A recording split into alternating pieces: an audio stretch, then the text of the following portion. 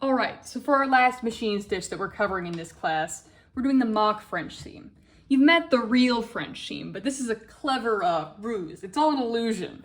It's the fake version of the French seam that is mostly used when you are attempting to do a French seam on fabric that does not like being French seamed. So it seems like slightly less wealthy cousin is how I like to think of the mock French seam. But so to start with this, you're going to line up your fabric with the right sides together just like normal, not like we started the French seam. So it gets different right away from the French seam. You're gonna pin it in place.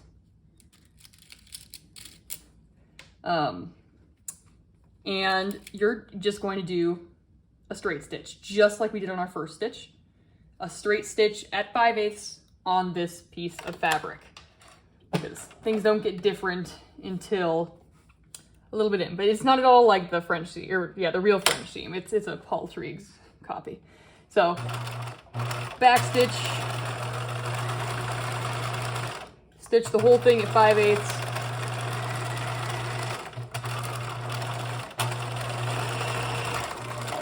All right, and there we go. So right now, we've just got a straight seam. This is how this one starts. Things get different when we head over to the iron, which we'll do now. So pressing our mock French seam is quite a bit different from pressing our real French seam. But we're going to do the same things we do when pressing all stitches. Press it flat, pressing it 3 ways. Flat, open,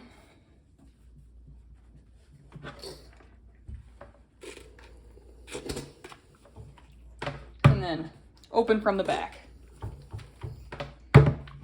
So now we've got this seam open, which is where we want it to be, so that we can do the next step, which is the part where we get mock French. So we're going to fold the seam allowance in like this on both sides.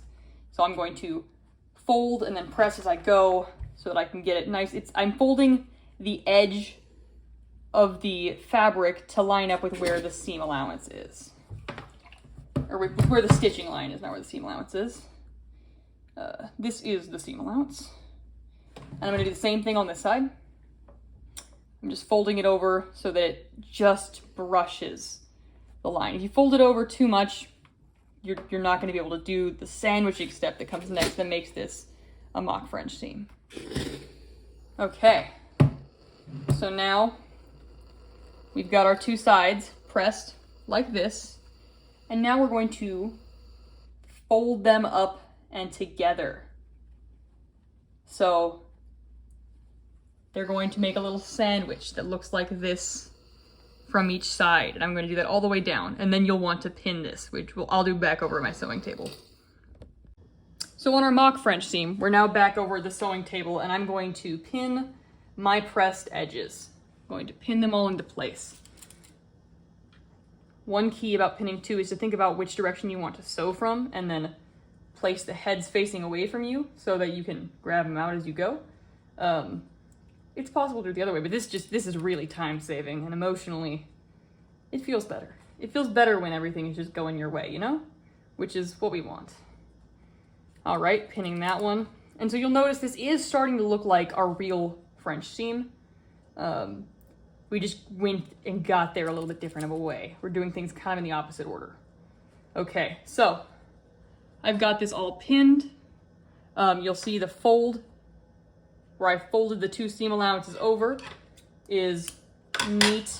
It's even on both sides and it's pinned into place. So now I'm going to place it into my machine, and I'm going to stitch as close as I can to the edge of the fabric, the folded edge where the seam allowances are tucked.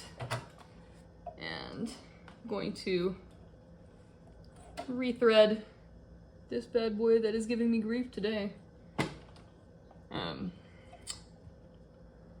And once we've gotten that done, we will be very nearly done with our mock French seam. I suppose this also could be a mock the French seam, because like, I don't know, I feel like it's kind of a mockery of it. It's a clever way to get around doing the work. I feel like it's more work. I don't know. It's less difficult to comprehend, but it is more work to do in my mind, more pressing. I guess, I don't know. Anyway, I'm stitching along the folded edge, and I'm going to stitch as close as I can without going over.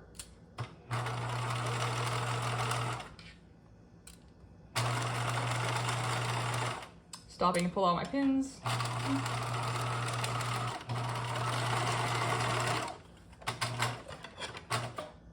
And then I'm going to trim this off. And I'm gonna bring this over to you guys. So this is our mock French seam. This is what the inside looks like. And here's the seam allowance. So it's all finished and classy. And then from the outside, once again, it just looks like a regular seam.